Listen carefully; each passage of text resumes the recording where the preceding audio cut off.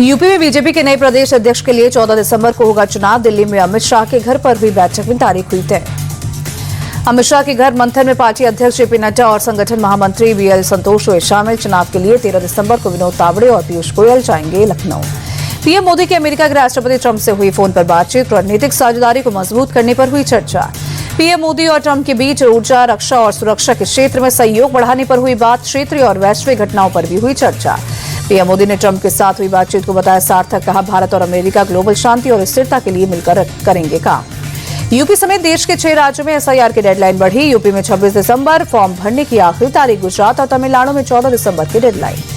मध्य प्रदेश, छत्तीसगढ़ और अंडमान निकोबार में 18 दिसंबर फॉर्म जमा करने की अंतिम तारीख। 23 तक ड्राफ्ट रोल पब्लिश करने की डेडलाइन।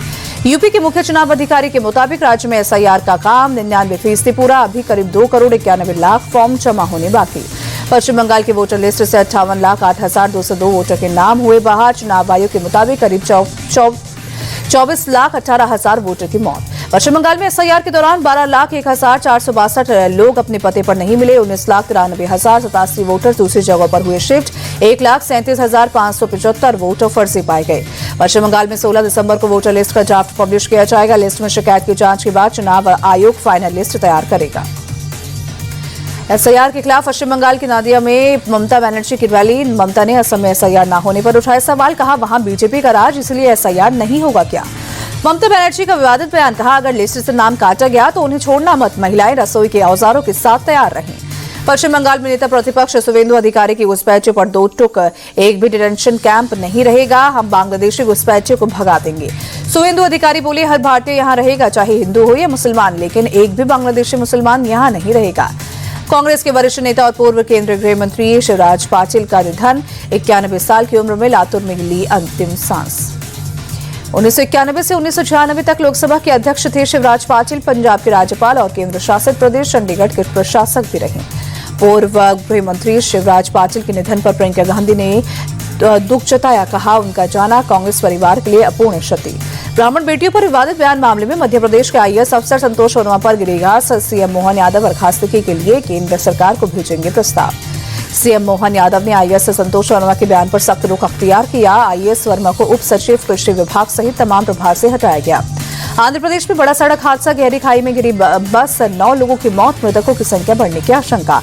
चित्तौड़ जिले में बस पलटकर खाई में गिरी। बस में 30 से ज्यादा यात्री सवार थे। घायलों को इलाज के लिए भद्राचलम हॉस्पिटल भर्ती कराया गया।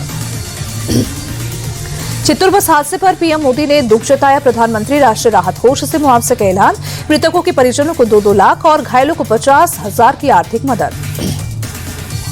आंध्र प्रदेश के सीएम चंद्रबाबू नायडू ने बस हादसे के दिल दहला देने वाला बताया। ट्वीट कर लिखा, घायलों का बेहतर इलाज किया जा रहा है। गोवा नाइट क्लब अग्निकांड के आरोपी गौरव और सौरभ लूथरा को भारत लाने में लगेगा वक्त। इमरजेंसी ट्रैवल सर्टिफिकेट जारी होने के बाद लाया जाएगा भारत। लूथरा ब्रदर्स को पहले लाया जाएगा बैंकॉक। पासपोर्ट रद्द होने की वजह से एम्बेसी से जारी होगा इमरजेंसी ट्रैवल सर्टिफिकेट।